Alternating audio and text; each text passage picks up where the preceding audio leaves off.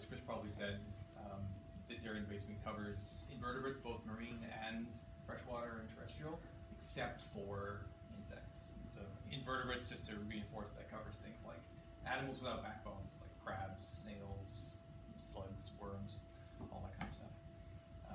I'm relatively new here, but I'm taking over this position for the regular collection manager, Heidi, while she's on maternity leave. My background is I'm from here originally, but I went off to Australia to do my PhD and study, and I came back here in December again, and found a position here and really enjoyed it.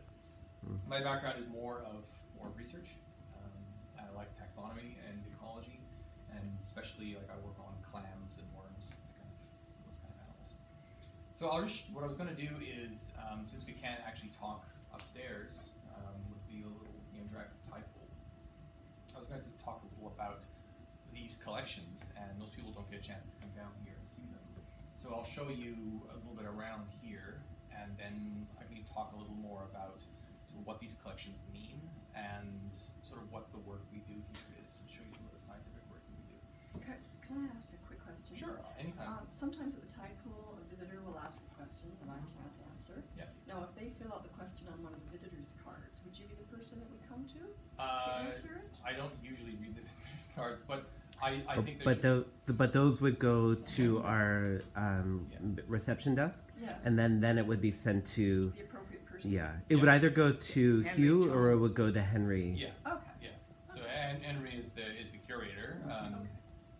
Oh, it's separated in a way that like Henry's not my boss. We sort of work side by side. It's in the old days you used to have a curator and an assistant sort of helping them out. And now collections management has spun off into a much more of a professional thing. It's a full-time, just managing these kind of collections. So we're sort of separate people, but Henry still gets a lot of, as the lead professional sort of expert on, the animals on the coast here. It's sort of his job, so he handles a lot of that material. Have you had many invasive species brought into you recently? Yes, all the time. People bring in stuff. People bring in things that they collected as part of their other research, or if they find something that they think is unusual. So I just had brought in a little while ago some little invasive snails. Yeah. Are they coming in with the tsunami? Well, that will come in as well. Actually, that you may have heard about that tsunami project about material that washed up on tsunami debris. Henry is involved with that project and one of the authors on that paper.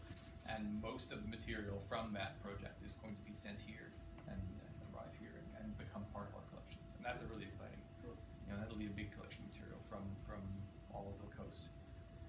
So I'll just say a logistical thing is that I brought down these stools. So if anyone at any point wants to have a stool, just feel free to. Thanks. Go ahead. Are we staying here? Yes, we're gonna stay around here. So if you want to, you can feel free to pop your bags down. And we'll just leave these couple of rooms There's around. no point in standing. We'll move into the room next door for a little bit. We'll move into the lab for a bit. So, Oh, we'll go around as well. yeah. Okay. But you can feel free to put your